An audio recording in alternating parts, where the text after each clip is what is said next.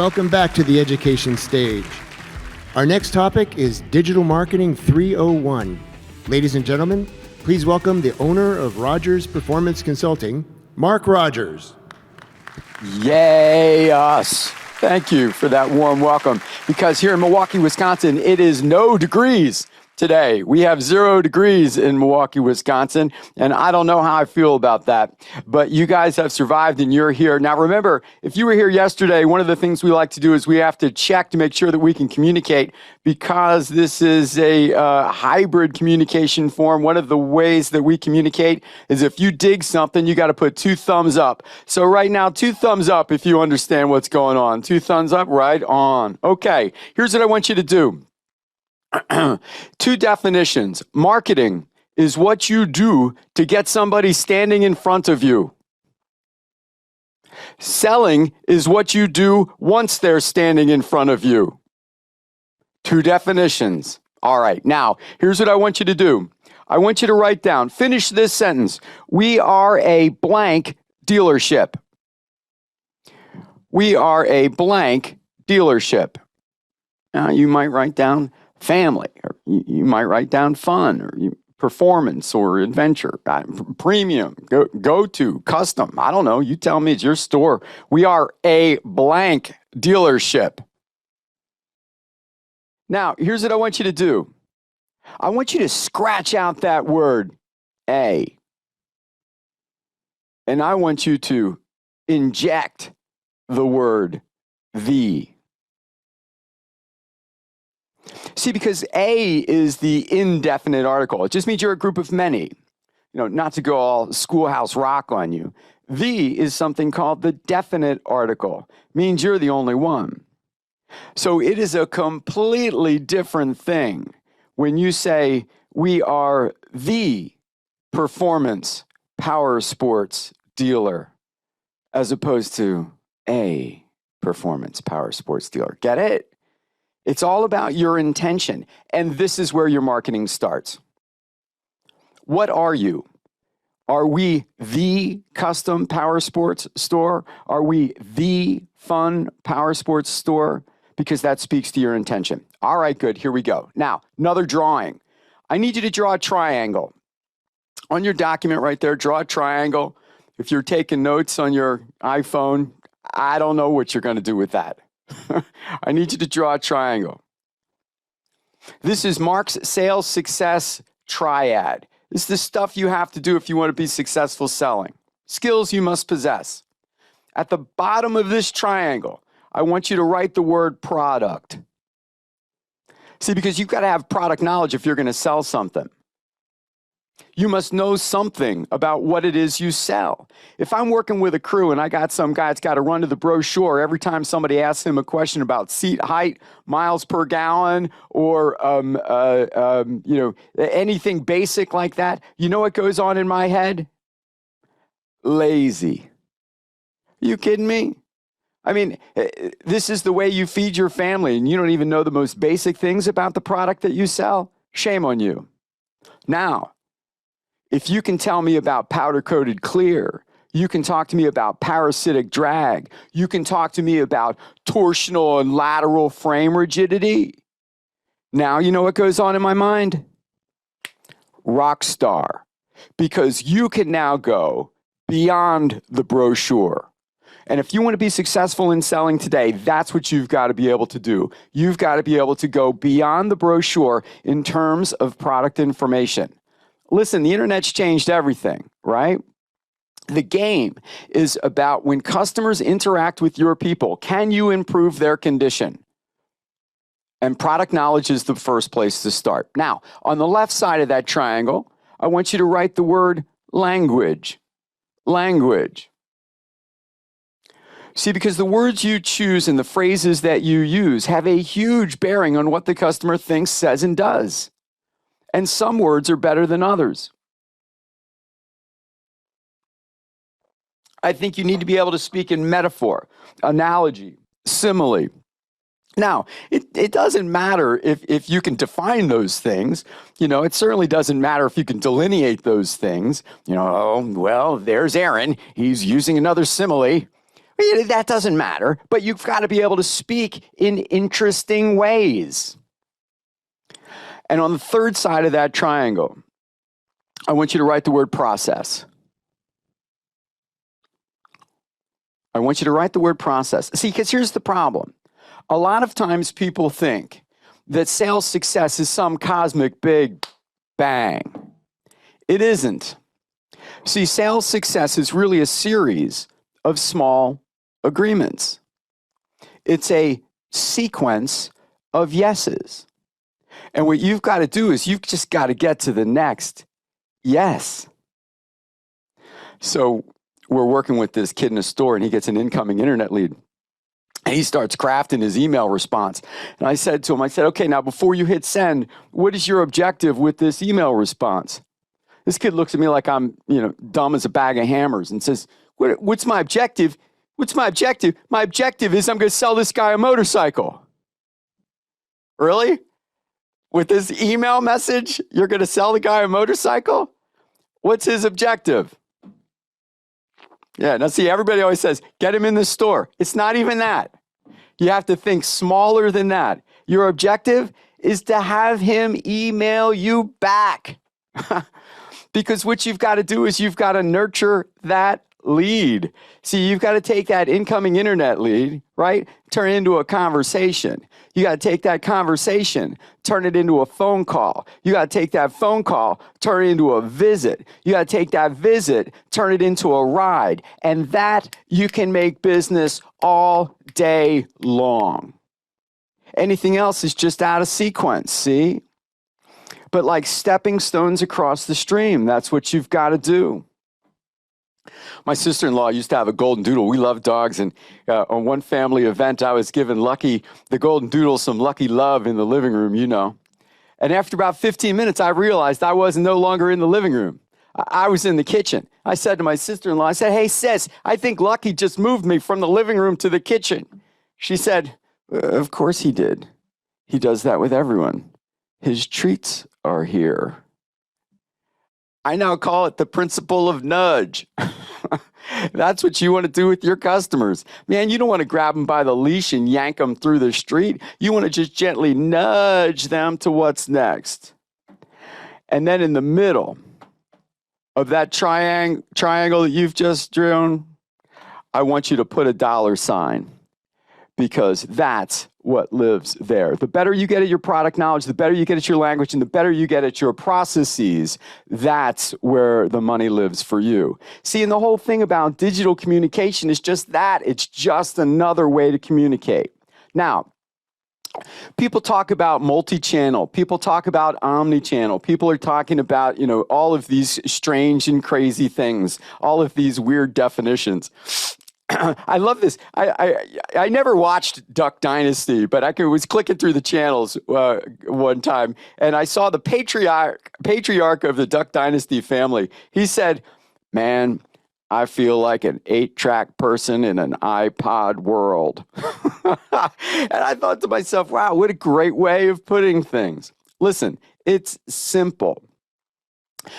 Multi-channel just means you're taking product and pushing it through the various ways that you can sell it to people. Omni-channel means the customer's at the middle of the thing. Do you ever listen to books on Audible or read them on Kindle?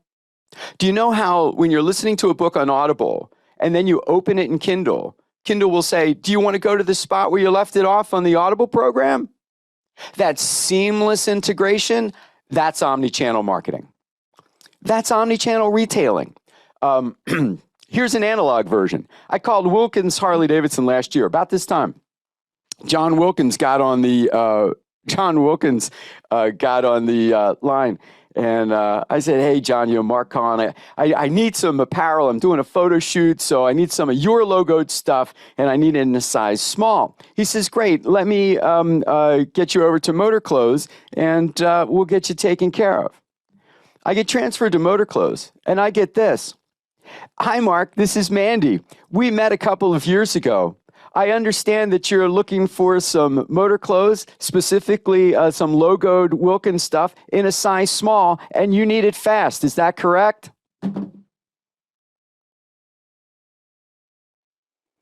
That's omni-channel marketing. I didn't have to explain to Mandy all over again who I was or what I needed.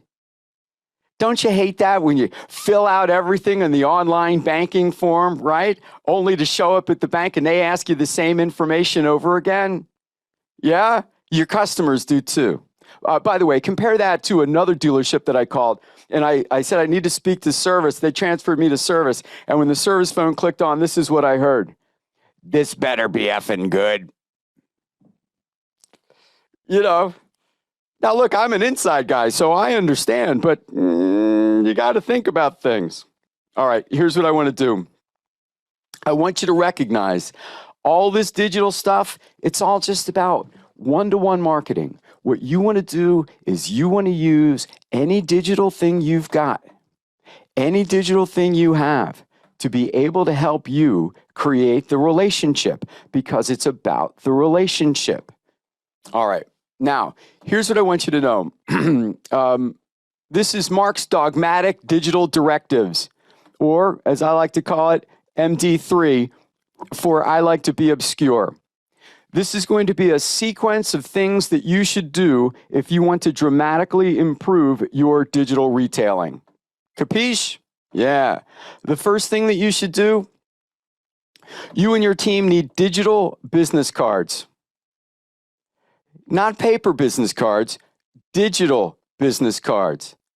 You can do it as simply as creating a contact in your iPhone contacts and sharing it with your customers, or you can go to services like OneCard and create just a professional-looking, fantastic-looking bit. But your digital business card should have your photo. It should have a cool title description. Your Harley-Davidson contact, your power sports guy, your person, dream maker, whatever it is, but it should be fun, should have your dealership contact information, and should have directions to your store and a pin drop to it. And then what you want to do is you want to get as many customers as possible to have your data on their phone. Here's the pin drop. Customers don't answer the phone anymore. You know why? They don't know who's calling. Now, here's the other thing that you need to do. You need to recognize that right now, it's about reducing friction. You have to have the customer, it's got to be as easy as possible for them to contact you. If I got to find your phone number, if I got to call your front desk, if I got to have somebody patch me through to a department, you know the likelihood of me doing that? Remote. It's click to call, and you can do it with digital business cards, and you start today. All right, now, the next thing that you should keep in mind is this. You're going to have to be on social media. Yeah, you have to be. Facebook, Instagram, LinkedIn, YouTube, you're going to have to do it. But you got to do it well. The first thing that you want to do, informative posts. So riding tips, destinations, informative posts. Hang on. I'm drinking mushroom coffee this morning. Yeah, it tastes like it sounds. You want to do product is hero. Customer is hero, employee is hero. You want to poll your customers. You want to let your personality shine, and nobody cares about your vax status. Nobody. And here's the other thing. Stop talking about your sales numbers on Facebook. You look greedy as all get out. Hey, just want to let everybody know we've got 2 more units to go before we make our monthly goals. They don't care about that. They care about what everybody's tuned into the same radio station, man. WIIFM. What is in it for me? And your sales goals are not in it for me. All right. So now let's see some great examples, though, of people who are doing it well on the web. Brandon Nash with Nashty Customs. I don't know if you've seen these things or not, but he's making these. The first time I saw him, I said, who in God's name would buy that? You know, what do I know? I'm a Harley guy. Well, you know who bought this? An executive at a financial investment firm, and he wanted to get the banker from the Monopoly game on this car. That's rad. He made this for military guys. We do a video series called Conversations where we detailed this car. You should go find it. It's out on Dealer News's YouTube site. The detail behind this car, unbelievable. The pinup art in the back, the P41 Mustang logo. He did a Van Halen tribute car. I mean, it's just great. But what he did that's cool is he posted these on the web and said, which do you like the most?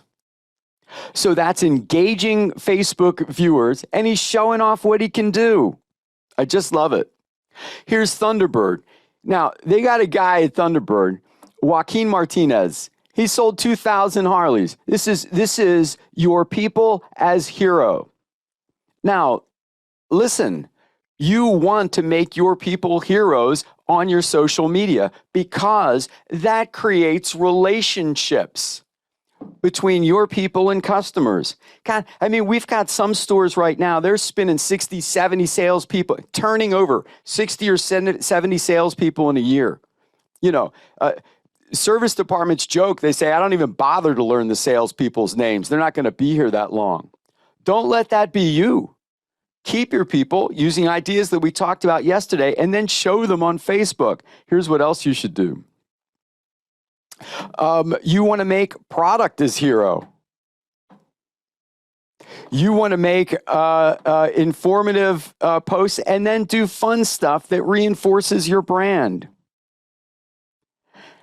Here's somebody else that you should know. Here's Joel from, he calls himself Uncle Joe. This is Joel Morris from down in Houston, calls himself Uncle Joe. I want you to ride.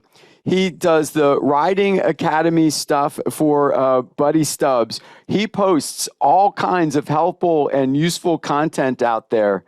Crazy Uncle Joe is going to create 1,000 new riders this year. He's going to put about 1,300 through his programs, but only 1,000 are going to pass. Some people apparently shouldn't ride motorcycles. But this is what he's talking about on his Facebook posts. And here's somebody else I want you to meet. If you don't know him already, hold please. Matt Laidlaw. Anybody following? 2 thumbs up if you've ever seen Matt Laidlaw's product reviews. Yeah, thank you. Listen, you should go check him out. Matt Laidlaw does such a great job pumping out product information on YouTube. Laidlaw's Harley-Davidson, over 2/3 of people who come into his showroom floor mention the video stuff that he's pumping out on YouTube. 2/3. This is called lead generation. This is search engine optimization by content creation, and you could do it too. Now, Matt, of course, cranks out all this great stuff, but if you really want to see somebody else who does something interesting, and you guys could do it as well, you need to go on YouTube and check out Maple Motors, Nick Southgate. Anybody know him? Thumbs up. Maple Motors? You don't know him? Oh, you got to meet this guy. I'm telling you, he sells classic American muscle cars, right? Classic American muscle cars. You see him on here and he will direct you to his website. He is constantly saying, now this is the channel, but you got to go to our site. This is the channel, but you got to go to our site. He does, look at all this content he does. But what he does is he takes you on a test drive and does a walk around with these pre-owned cars. And he tells you what's wrong with them. How's that for an approach? In this age of everybody's lying to you, this cat gets on the YouTube and says, yeah, the shifter on this one's not too good. I don't think the horn works, And you guys could do it too with your pre-owned. I wouldn't be afraid of it. I mean, it makes you stand out. I just dig it. Here's the other thing that you should do. Revamp your newsletter. For most of you, your newsletters look like some sort of penny flyer. I mean, they're nothing but price offs, giving stuff away. You want to provide meaningful content, make your customers the hero, and then interlace the call to action stuff. Your newsletters need to be doing more. You also need to create a text club. You need to create a text club. Easy to do. It's like $35 for 1,000 texts a month. A lot of services can do it. And most people who sign up for it say, I just love it. This is one more way for you to digitally market to your people. And as long as you are improving their condition and the content is useful, you're not harassing them. But remember the principle of nudge. If everything you do is say, you want to buy it, you want to buy it, you want to buy it, you want to buy it. See how annoying that is? So you have to think about the information that you're dripping to your people. So get yourself a text club and you'll be tightened up. Here's the other thing that you should do. You should create a Zoom room. That's right. At your dealership, you should create a Zoom room. Why? Because then you can do one-on-one sales consults. Now, I'm not saying that you should supplant the interpersonal exchange. I'm not saying they should never come to the store or they should never test ride. I'm not saying that at all. But I'm saying if you got some guy hot as a $2 pistol on a Tuesday afternoon interested in a $100,000 custom-made side-by-side, but he can't get away from the office, but he could carve out 15 minutes to have a conversation with you, you slip into the Zoom room. You have a conversation with this guy and get the ball rolling. Now, people say, well, Mark, I don't know, that sounds expensive. It's not. You get yourself a ring light. It's a $35 Logitech cam. You get yourself a decent microphone. You get yourself an individual monthly subscription to Zoom and you're in. And then guess what you can do? During the week, you can have seminars, you can have get-togethers, you can have cocktail parties with your customers. Listen, remote's the way to go. You want your people to get involved? Offer them a quick and easy Zoom get-together during the week. And the thing is, with Zoom, unlike the other things, you can make it so they don't need a password. I mean, all you have to do is send them a link. They click a link. If they got a camera, you're in. Here's what else I think you should do. You got to claim your digital real estate. There are over 48 free sites where you can list your business.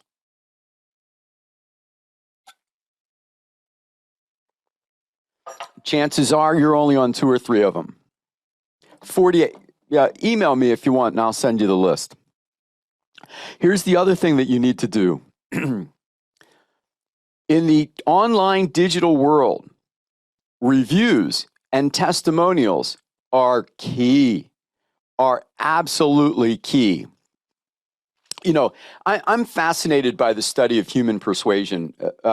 We've written 3 commercially published books. Our last commercially published book from AIMExpo was called Persuasion Equation.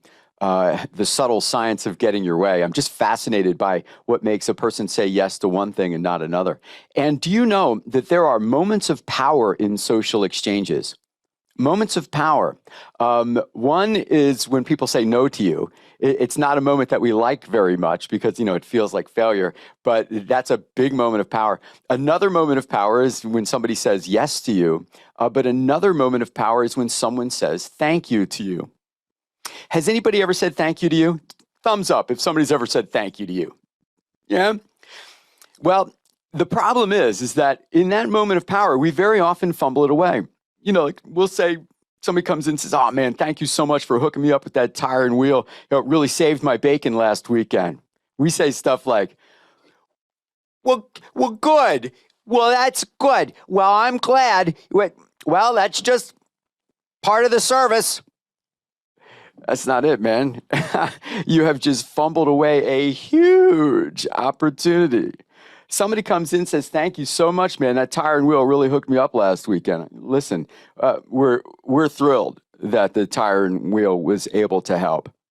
Hey, I was wondering, would you be willing to help us help others? Could we record a quick video testimonial of you explaining how Tire and Wheel helped you, so we might be able to help other customers too. I mean, in that moment of gratitude, the likelihood of them saying yes to you skyrockets. And listen, in the online world, reviews and testimonials are everything. If you want to check out some great testimonials, you should search Wolverine Harley Davidson. This is George and company up there. He's in Michigan. He is doing a fantastic job. You go out there to Yelp, man, they are killing it. You go out there to Birdseye, they are killing it. You go out to Facebook, they are killing it. And they got this other thing. Maybe some of you are using that. This is the Power Sports Dealer Locator. I don't know these people. I don't know them, but they've got this great ability to integrate this into your website where people can leave reviews right away. There's a form, I might have it in here somewhere. And then what you get is you can get a leaderboard, you get a ranking of your employees. Yep, here's your share your experience. And there's even a thing on the bottom that says, this is you and you don't work for us or anything like that. But it is just a killer site. Now, my boy, Chuck Bell, who, by the way, is a 300 unit a year Harley Davidson salesperson. There's only 2 other people in the country that are doing those numbers. And Chuck has been doing it repeatedly because he is insane when it comes to referrals and testimonials. By the way, just a quick photo tip. Do you see what Chuck is doing here? He's taking a picture of his customers who have purchased this trike, right? But see how he's implanted himself in the foreground? So he has put himself literally and figuratively in the frame. This is a pro tip that Top Guns are doing. Many people are just showing, here's the customer, they bought the stuff. Don't do it. If you're serious, put yourself in the frame. But I digress. Then he's created this lookbook. See, he's got all 5-star reviews. And he puts it in this, real customers, real experiences. Chuck Bell, he calls himself the Dream Maker, and he's got this thing. So he's got a couple of these laying around the dealership so people get to click through them. And, Bob's your uncle. When you're looking for a Harley Davidson, you're anywhere near upstate Michigan, you go to Chuck Bell. What could you do with your testimonials and your reviews? Okay, now, here's the next thing that I want you to do. When you go home, I want you to run a query on your database. So just as your database exists right now, run a query, and I want you to find active and inactive customers.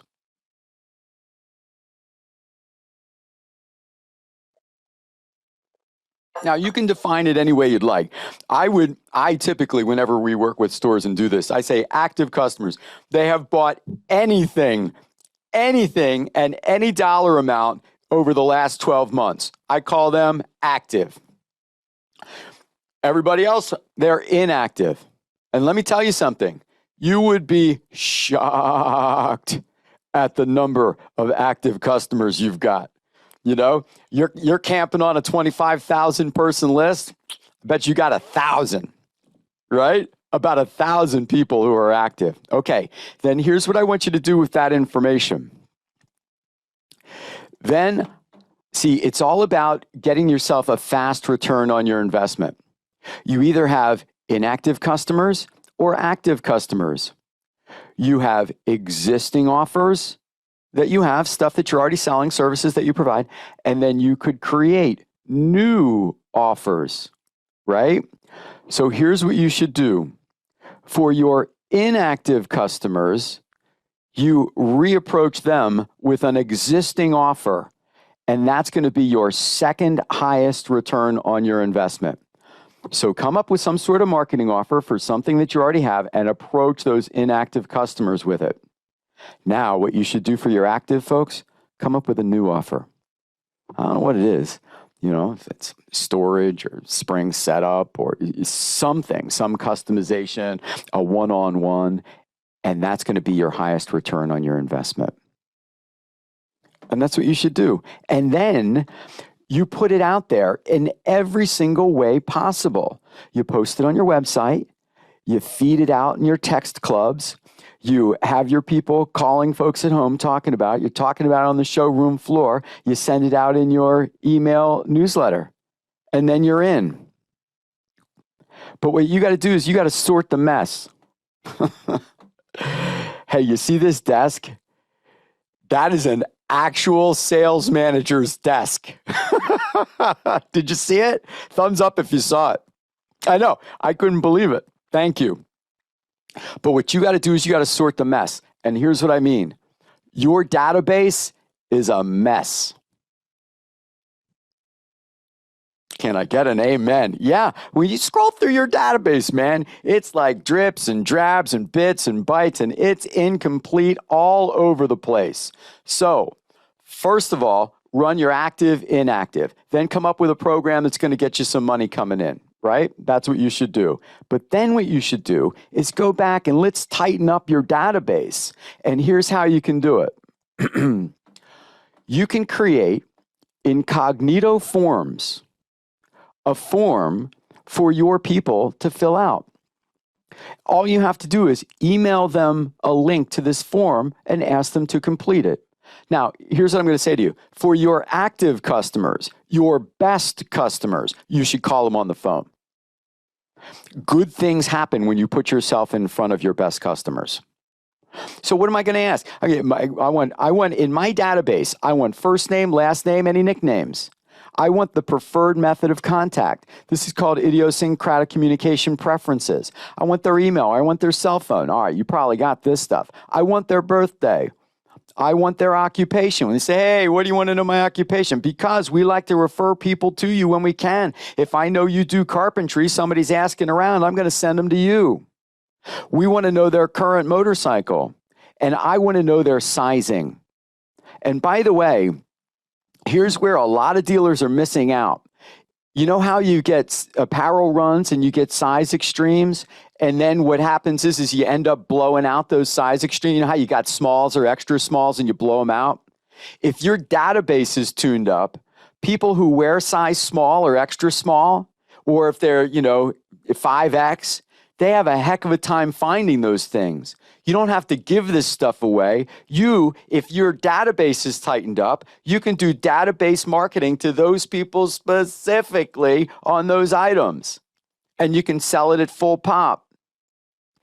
Have somebody who bought a luggage rack but didn't buy the bag. If your database is tightened up, now you can do specific marketing to them. Purchase preferences. Important life events. And notice, we've got the language in here, so you could just send this to your customers and they wouldn't be offended or feel like you're being intrusive. A recent photo of your customer. We always say this is the relationship business. Don't you think if this is the relationship business, we need to know their name and know what they look like? Here's family members who you may want to include in the fun. Here's friends who like power sports. Questions, comments. Email us and we'll send you this doc. And you can get started. But now your best customers, call them. Your other customers, send them this form and then tighten up your database. All right, let's see what else we have. Oh, listen. You guys are posting on Cycle Trader. So, the Harley stores are on HD1 Marketplace. You guys are on Rumble On. You have got to improve the pictures of the bikes that you have out there. My God. I mean, listen, look at the difference between this and this. There is a pretty side to a motorcycle and an ugly side. This is the ugly side. This is the pretty side. Right? You want to shoot the bikes from the right side. Now, you can do the surgical approach, but your main thumbnail of this bike has got to be done from the right side. And you want to put it in the optical center. This photographer has done it just slightly under the optical center is about here. This is where your eye naturally gravitates to. But whenever anybody shoots a Harley store, they're always trying to get too much in, you know. But here, the product should be here, and it should be up just a bit more. There's the other place where your eye, so you draw an imaginary line across the middle, and you know, like where Kilroy's head would go in the drawing, that's something called the optical center. But improve your photography. And by the way, you could go to Amazon and for $200 buy soft fill lights, create a place in your dealership where you do your digital photography. This using somebody's flip phone back in the service department isn't going to bring you top dollar on your pre-owned. Other than that, I don't feel strongly about it.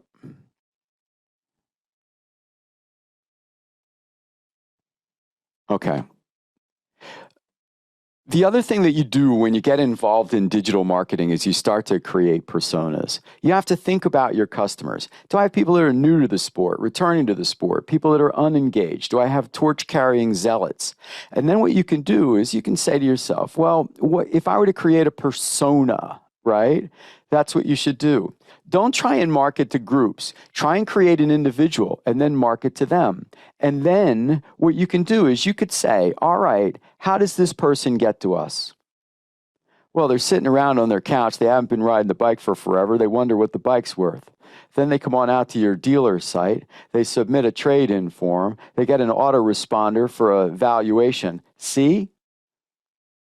Now, you know, the other, let me just go on a quick tangent. With your when people are trading in, they're either trading out or trading up. And the problem here is a lot of people are trading out of the sport of motorcycling right now. The data says that most people after 3 years are leaving the sport of motorcycling. You know how you do a save a deal during the sales process? You should do a save a rider in the trade process.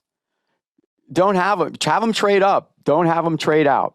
Okay, I could do a whole thing on that.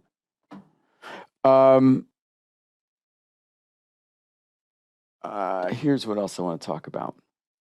You got to get good at, you're either going to get people to your site using search engine optimization or pay-per-click. And by the way, most people are scrolling past the pay-per-click ads anymore. So search engine optimization, read, pumping out meaningful content on the web is the way to go. You want to make sure that your website has keywords, but has relevancy and interesting topics. If you want to know the best way to create interesting topics, you should go to the free tool, Answer the Public. You enter in your information of what it is that you're interested in looking at, and it will feed you back topics that you could do. So, you know, this is what you get back. I know you can't see this, but this is, you know, does Harley-Davidson rent motorcycles? Does Harley-Davidson ship motorcycles? Does Harley-Davidson buy motorcycles? Does Harley-Davidson, where are they made? Where can I sell my Harley-Davidson? I mean, all kinds of content can be created with this Answer the Public stuff. All right. Now what I want to do is I want to talk about lead generation, and I want to talk about an interesting research project. Back in December, I partnered with Aaron Barney, Scott Fisher, and the terrific crew at Digital Lead Performance because I'm interested in what makes people say yes. I'm interested in digital marketing. And what we did is we partnered together to say, hey, you know, let's see what we can do in terms of digital marketing to get more people in more stores and create more engagement. And we are just in the very beginning stages of this right now, but we found out some interesting stuff. First of all, where are leads generated from and where are they sold? Everybody talks about Facebook. Can I tell you something? I wouldn't waste any time on Facebook. Facebook does not generate leads at all. Doesn't generate sales. It is the bottom of the barrel in terms of lead generation. You know what generates leads? Your website. And that's what we're looking at here. Your website is killer when it comes to generating leads. And then other call to actions on your site. We have identified the 12 most common inquiries that will come to you in your website. And what we have done is we're doing something called A/B testing. I don't know if you know what that is, but A/B testing says, okay, we present to one group of customers this particular language or this approach, and then that's A. Then we present to a control group of customers this group of language, and that's B. And let's see what the result is. Well, let me tell you what we started out doing. We said, okay, what can we do to get more customer engagement? Because in the digital world, you know, customer engagement is everything. Well, we went from a digital engagement of around 37% to 55% this week. And the data's just rolling in. We're just, listen, next year at this time, we'll really be able to talk to you about some interesting stuff. But would you like to know how we dramatically improved customer engagement? Thumbs up if you want me to tell you. All right, I'm only going to tell the people who put their thumbs up. You know what we did? Two things. One, we told customers we weren't a bot. You know, because everybody's so used to getting hit with an autoresponder, aren't you? You submit some form on a website, right away you hear back and you're going, that's the bot. That's not what we're doing at DOP. At DOP, we're saying, hi, Steve, Mark Rodgers, Hannums. I am not an autoresponder. And engagements went through the roof. You know what else we ask customers? How you want to talk. The very first thing we say is, would you prefer text or call? You know, people are always saying, you know, you got to call the customer. You got to call the customer. No, you don't. As a matter of fact, most 30 to 40-year-olds, they don't want you to call. The dance with them begins via text. 55% where this thing goes, nobody knows, but we're pretty excited about it. Let me share just a couple of exchanges. So what we've done, you know, so we've identified all this stuff and we've used all of the science and all of the psychology to start testing out this language. So here is an exchange. So Paul sent something into Alex. I've covered up most of their information. Hi, Paul. Alex with Elkhart Indian Motorcycles. I am a live person and not an autoresponder. Do you prefer text messaging or a phone call? Text. See, this is a young person probably. Awesome, man. Listen, we got your inquiry on that Triumph Bonneville. And then, of course, Alex comes back and right away corrects himself. Bonneville. Here's the other thing that you need to recognize, and here's why I was really interested in partnering with DLP, because these cats are motorcyclists. Remember that triad in the beginning? Product at the base of that triangle? These guys know motorcycles. You have to know the product. So he corrects himself. I'm sorry, I was a little fat-fingered this thing, so I said, Bonneville. So here we go. Yeah. I'm interested, but I want to see the 2016 Scout as well. Solid. Both are on the floor here. Would love to get you to come in, check them out. You have a day and time in mind? I'm quarantined until Saturday. You got to love the COVID. Okay, sorry to hear that, man, but you'll be rolling after that. Our hours are closed. I'm trying to keep my payment around $200 to keep the missus happy. All right. You know what just happened here? Do you know what just happened here? We have rapport with this customer. I know it seems crazy, but one key indicator of you having rapport with the other person is them volunteering information that you did not ask for. This cat out of the box is telling you what he wants his payment to be. I like our chances, don't you? Hang on a second. Yeah, well, I hear you on that. We'll definitely see what we can do. I'll be in 10:30 on Saturday. Okay, awesome. When you come down, ask for Will or Casey, and we'll link you up directly with them. See you then. Guess what? Bought. Now, you don't see all of the communication here because, some of it was with the dealer and some of it was over the phone. But that's an example of the stuff that we're testing. Here's another. Hey, Marvin, this is Loretta Slocum. Now, I don't know Loretta, but I like Loretta. Hey, Marvin, Loretta Slocum, Blue Ridge, Harley Davidson. Do you prefer text messaging or a phone call? Right out of the gate. Text messaging.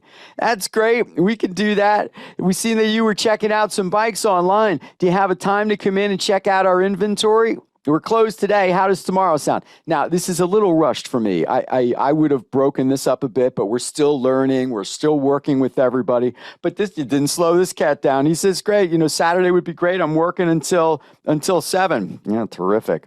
All right. Not sure yet. Just let me know. Okay, thanks. Hey, I bought a Street Bob, and I'm looking to trade it in on a Street Glide. Now we're talking. Cool. I bought it up there. Can you call me now? Now notice what we do. This is omni-channel. So she immediately goes from establishing this communication to, yeah, let me hook it up. By the way, guy came in and bought. Let's look at another.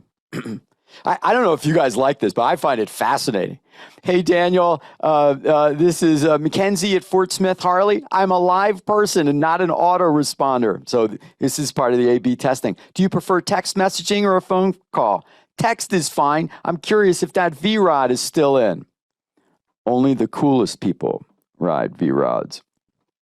That's a great bike. Now notice, that's a great bike. This is textbook persuasion language that we've created. This is the persuasion principle of ingratiation. And humans are powerless against the principle of ingratiation. You ever go to a restaurant, order the salmon, only to have the wait person say to you, excellent choice. Yeah?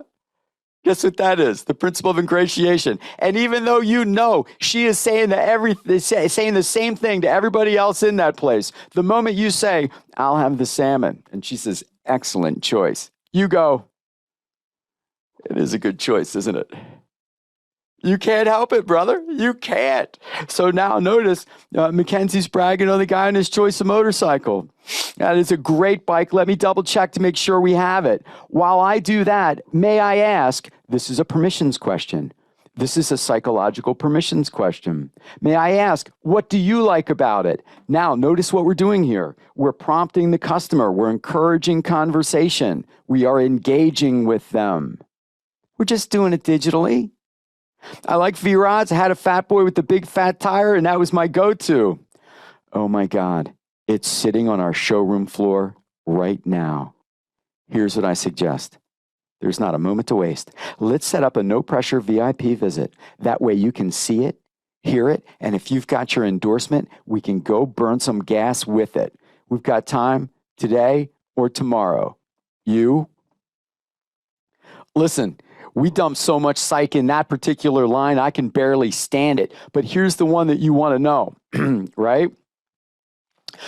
One principle of persuasion is called the principle of authority. We defer to experts. If an expert tells you something, you will more than likely take their advice. Here, we are leveraging the language of expertise. What is the language of expertise? Words like recommend, suggest, advise. And when you use those words, you are really taking the customer by the hand and with your flashlight, leading them through the darkness. Because that's your job. That's our job as salespeople, as people trying to create more riders for this fantastic sport of ours. And that's what this terrific DLP agent was doing here. Now, notice the other thing that we've done is we've given stirred the emotions. That way you can see it, you can hear it, and if you've got your endorsement, we can go burn some gas. We've got time today or tomorrow. You, notice concision. Hey, I live over here, wherever that is. Can I get some pictures of it? Maybe a video of it running at best price and see about coming in today. Yeah, we'll work on that. We'll get that. And can I buy it over the phone with a credit card or whatnot? Can you all deliver it? Sure can. Happy to. Okay, let me gather some information. We'll get back. Sounds good. You planning to finance or pay cash? We have some more conversations. He said, okay. Love the image. Here we go. Sold. And that's how it happens. I've got two more. Hey, this is Ashley Myers with Maddie's Motorsports in Spencerport. That's really hard to say. I'm a live person and not an autoresponder. Do you prefer texting or a phone call? Hey, Ashley. See this? This is an indicator, an early indicator of rapport. Hi, Ashley. Using her name. Hi, Ashley. Can you call me? Calling now. Ashley called on the phone, and guess what? Bob's your uncle. Here's another. Here's this Loretta. I got to meet Loretta. Introduce texting. Hey, man, I do too. I see you've been researching the bike online. If you like it online, you'll love it in person. This is an example of the principle of nudge. We are nudging the person to what we're doing. We're not saying, see, like if you look at most lead generators right now, or most lead responders, what they do, their very first thing out of the box is set up an appointment. Can we get an appointment? You want an appointment? Can we get an appointment? It's not going to work. That's not going to work. You've got to nudge them your way. Here's what I suggest. Let's find a time for you to come down to the store for a no-pressure VIP visit. Then, and you've seen this language, sounds good to me. You know, look, I've heard the bike in person. I was there on Saturday. One of your guys started up for me. See how excited he is? Because he got a chance to hear it. She didn't know. And she's, this is just the pantheon of things that we can do for them when they come down. This made a connection with this person. He's got, hey, do you got time available today? Hang on a second. Where am I? Sounds good to me. I heard the bike was there on Saturday. What time would work for you? We're open till 6. How about 5? Now, we're going to work going forward about targeting appointments so you can have them more regulated with your traffic. But, at this point, hey, 5, when you get there, ask for Scott. He'll help you out. Bob's your uncle. Then notice what's happens here, right? The day goes on. He says, fantastic. Let me help you out. No problem. He knows you're coming. I might have to think about that. Then, while the person's en route, said, hey, God, there's a train stopped at 7th Street. I might be a few minutes late. And immediately, was this Loretta again? Immediately, Loretta comes back and says, no problem. I'll let them know. Yeah? And guess what? Sold. What I find absolutely fascinating here is the seamless integration of the internet person and the in real life salesperson, and the way we held this customer's hand the whole time, taking him from your digital doorway to your actual doorway. And that's digital retailing. Okay, so here are my takeaways for you, right? You got to ditch the autoresponder. Now, we're going to do something with DLP. I don't know if Aaron knows this yet. So, Aaron, if you're in the room, we're going to do something called multivariant testing. So I'm not an autoresponder. We're going to test 4 or 5 different ways to see how that works. Then you know what we're going to do? We're going to test how to say hello. And then you know what we're going to do? We're going to test regionalisms for how to say hello. But start with the beginning. If you're doing your own lead stuff right now, you want to make sure that the customer knows you're not a bot. Then what you want to do is identify their idiosyncratic communication preferences, is how academics would say it. You want to say, call or text. But what you have to recognize is you have got to improve their condition. It can't be about you. It's about what you can do for them. What can you tell me about the bike? What can you tell me about riding? How can you help me sort something out? It's got to be about improving their condition. Listen, capitalization, spelling, punctuation is important, even when it comes to texting. You know what you should do? Buy a subscription to Grammarly. Search Grammarly, buy a subscription. It's a program that just runs on the background. It's like $140 a year. It will monitor every email, text, every Word doc that you create and help you perfect everything before you send it. Because the language you use reflects on your business professionalism. Questions are key. You'll notice in many of the examples I use, we ask questions because questions lead to engagement. Engagement leads to trust, and trust leads to business. See? You got to nudge. Stop with everything being a great deal. Stop with our sales manager going crazy. He's doing deals. Last year's got to go. Stop with all that nonsense. And make sure that you use expert language. You want to use words like recommend, suggest, advise, because that then creates what is known in the world of psychology as behavioral instruction. You tell them what you want them to do. And as long as you weren't a jack up front, more than likely, they'll do it. By the time we're done working with DLP